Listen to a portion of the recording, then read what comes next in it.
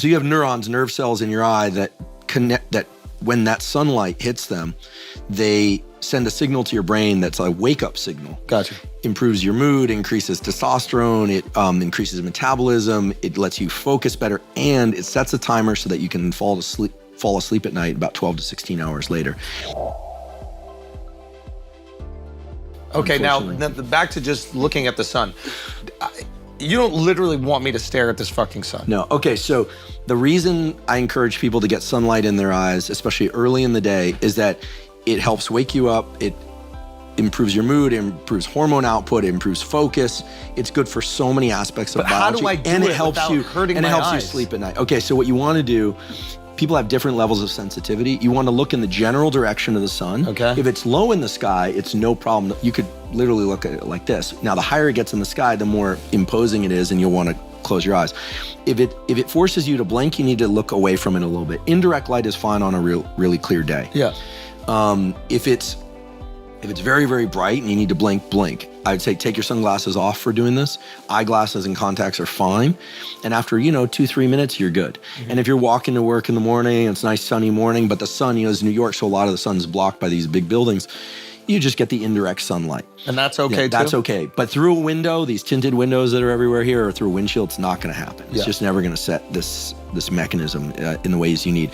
So if watching a sunset, you can literally watch it. Yeah. Right? Isla Vista, we used to watch sunsets, right? Yeah. When it disappear off Del Playa with the oil rigs out there. And for the people who don't know, there are these oil platforms that sit off the beach in Santa Barbara, and it seeps up all this tar. But it's very beautiful sunsets out there, and you can look directly at it when the sun is low in the sky.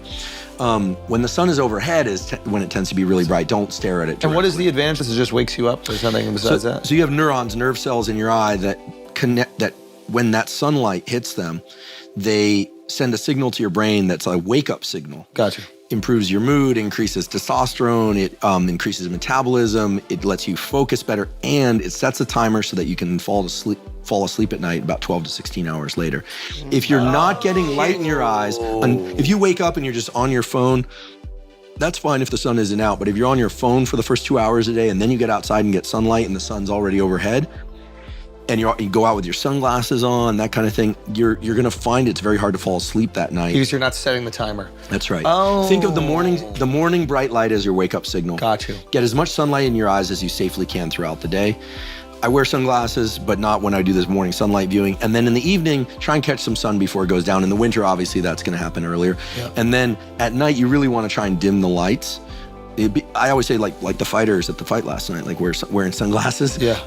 Dim the lights, dim the screens between 10 p.m. and 4 a.m. Now, look, you guys were at the fight last night. I happen to be there too. I'm sort of a new UFC fan, so I'm not very educated on this, but it was really bright. It's not a big deal every once in a while to stay up late. I was up till 1:30, which for me is very late.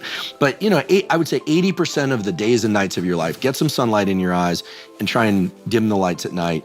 But you're in New York, bright lights, big city, right? So you're gonna have to do a little bit more sunlight viewing in the early part of the day. Okay. And if you wake up and the sun isn't out yet, once it's out, get out there. Okay. It has huge outsized positive effects on your health. I get it now because I didn't understand You won't believe it. Like a lot of guys and women say, I don't feel well, I'm having trouble focusing, I'm having trouble sleeping. Yeah. Before we could get into any discussion about supplements or hormone therapy or ice baths and saunas, all that stuff is great. But the number one thing for health is going to be quality sleep. And the best way to get quality sleep is to get sunlight in your eyes early in the day. Supplements or hormone therapy or ice baths and saunas, all that stuff is great. But the number one thing for health is going to be quality sleep. And the best way to get quality sleep is to get sunlight in your eyes early in the day. And on cloudy days, when you can't see the sun, people always say, there's no sun here. I'm like, the sun is still there. Yeah. It's just, and you get a lot of sun through those clouds. Just get outside a little bit longer.